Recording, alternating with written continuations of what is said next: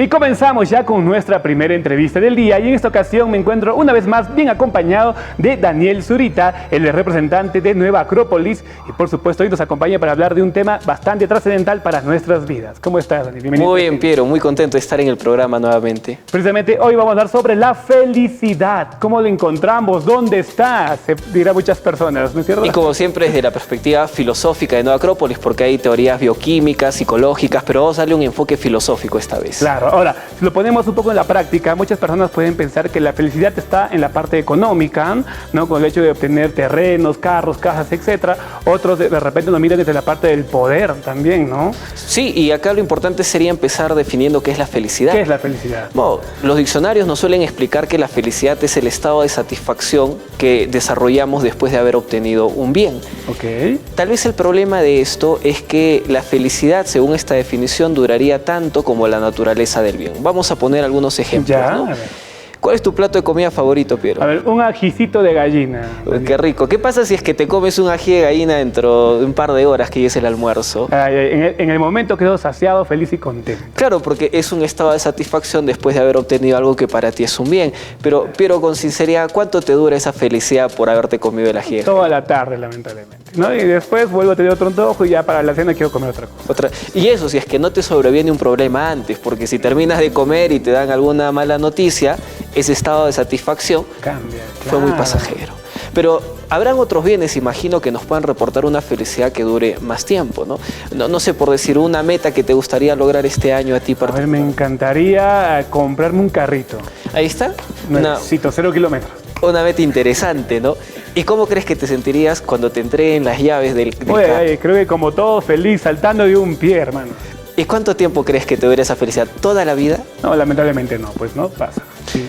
Ese es el problema, que nosotros nos preguntamos si es que existen bienes que al obtenerlos nos pueden reportar una felicidad que nos acompañe en toda la vida, o al menos una gran parte de nuestra vida, para no tener que ir buscando esas felicidades pasajeras solamente, que en sí mismas no son malas, pero son insuficientes. Y dentro de esto, uno de los filósofos que más se ocupó de investigar la felicidad fue Aristóteles, y llegó a la conclusión de que sí existían unos bienes que eran atemporales, que obtenerlos nos daban una felicidad permanente. Pero ¿cuáles? Daniel, por favor, ¿cuál es el secreto ahí? Aristóteles llegó a la conclusión que eran las virtudes. Las virtudes. Que la práctica de la virtud, que desarrollar una virtud, de poseer una virtud, generaba un estado de satisfacción que era permanente en el ser humano. Yo me imagino, por ejemplo, que hay muchas madres de familia que nos están viendo en este momento y sabrán muy bien que cuando ellas han desarrollado un sentimiento profundo de amor hacia sus hijos, ese estado de satisfacción y plenitud que le genera es muy superior a comerte el ají de gallina, a comprarte el carro. O sea, y no es exactamente por la persona como persona, sino el sentimiento que desarrollan y las virtudes que eso despierta. Y esas virtudes trascienden a lo largo de nuestras vidas y cuando estamos pasando por un mal momento, el hecho de recordar también nos alegra el día, ¿no? Muchas veces nos ha pasado a quien no, pero lamentablemente hay que hacer hincapié que muchas personas piensan que tener el poder, tenerlo todo, son felices y están felices, ¿no? Pero en sí, lamentablemente tenemos que decir que hoy en día hay muchos suicidios también, ¿no? Sí. Y de personas que lo tienen todo, pues. Sí, en realidad, y esto lo explica el budismo, dicen el deseo es como un barril sin fondo, solo produce más deseo. Uno dice, cuando tenga esto, ya no voy a necesitar nada más en la vida. No es cierto, lo tienes. Te compras este año tu carro, en 2 años vas a querer uno mejor, otro modelo, lo compras, en 5 años querrás otro más, o tener 2 o 3 o 4, el deseo solo produce más deseo, pero la práctica de la virtud ayudaría a que, así uno tenga deseos o no los tenga, hay un estado de satisfacción y plenitud interior. También es importante recalcar que muchas personas hoy en día adornan sus vidas con diferentes lujos, objetos, pero por dentro tienen ese vacío, ¿no? Que no saben cómo llenarlo. Tú hablabas del suicidio, pero más común es el tema de la depresión. Personas que tienen éxito en lo profesional o en lo económico, pero por dentro un gran vacío. Ok, y bueno, para conseguir la felicidad hay claves que en esta ocasión la filosofía nos trae. Y por ejemplo, sería, la clave para conseguir la felicidad es lo que depende y lo que no depende de uno mismo. Aprender a aceptar que hay muchas cosas en la vida que no dependen de nosotros. Por ejemplo, el clima, ¿no? Sí, pues. No depende de ti, ni de mí, ni de los que nos están viendo que ahora llueva o que soleen. No depende de nosotros, pero lo que sí depende es la actitud que ponemos frente a eso. A veces somos muy infelices porque vivimos lamentándonos de todo aquello que no depende de mí y olvidando cambiar lo que sí depende de mí. Ok, pasamos a la segunda clave. Dice vivir conforme a la naturaleza y vivir conforme a la razón.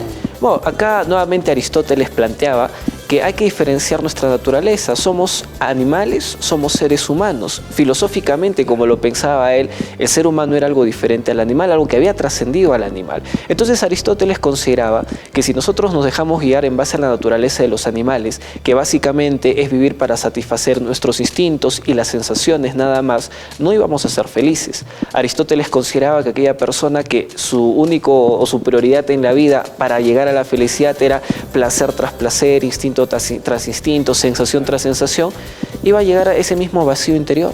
Pasamos al siguiente punto y tú ya lo has comentado, que es la virtud, y es la clave número 3, una de las más importantes y creo que es el gran secreto, ¿no? Si no es la más importante, es tal vez una de las que deberíamos desarrollar en nuestra vida, porque una persona verdaderamente virtuosa es siempre una persona feliz. Para mí el mejor ejemplo fue Sócrates, que aunque le sobrevino una muerte injusta, lo sentenciaron a muerte, él que toda su vida había vivido con integridad y con coherencia moral, asumió la muerte con una serenidad, un estado de felicidad y tranquilidad que es hasta ahora admirable. Por eso recordamos tanto a Sócrates. Claro. De repente cumplió todas sus expectativas en la vida y trascendió también a través de todos los años, ¿no? Así es. Qué bueno. Y la clave número 4 es la ataraxia, ¿no? ¿A qué hacemos referencia con ese término? Un término romano que se relaciona a la serenidad o una cierta indiferencia hacia los cambios exteriores. Los romanos decían la vida es totalmente cambiante, todo cambia, cambia el clima, cambian las personas, eventos buenos y malos. Ya que la vida es cambiante, hay que aprender a desarrollar un estado de serenidad cuando los cambios traen o sobrevienen en circunstancias que para nosotros son adversas. O sea, hay que aprender a ser un poco más fuerte frente a los cambios de la vida. Okay. ¿Y cómo hacemos? ¿Cómo haríamos para que todas estas claves la pongamos en práctica y no quede solamente en la hoja? Como hemos venido conversando en otras oportunidades acá en el programa, hay que empezar a practicar por lo que tenemos en el día a día, por lo cotidiano, aprender a ser un poco más generosos, más responsables, más disciplinados, aprender a pensar y reflexionar antes de tomar decisiones, aprender, por ejemplo, a ser poquito indiferente a esas circunstancias que nos van a sobrevenir, sabiendo que todo en esta vida se puede superar. Claro, y lo más importante es que debemos recalcar que la felicidad la encontramos dentro de nosotros mismos, ¿no? Siempre está dentro de nosotros. Imagínate. Así es, Piero. Qué importante todo lo que nos has podido hablar en esta bonita entrevista. Muchas gracias, Daniel. Como siempre nos brindas estas claves que no pueden faltar aquí en Entre Gente. ¿Algunas últimas recomendaciones? ¿Algo más que acotar? Sí, bueno, entren a la página de Nueva Acrópolis Huancayo, denle like a la página y siempre estamos publicando artículos muy interesantes al respecto y están invitados a todas las actividades que desarrolla Nueva Acrópolis. Ok, muchas gracias, Daniel, una vez más. Y llegó el momento de irnos a una breve pausa comercial y ya volvemos con mucho más aquí en el programa.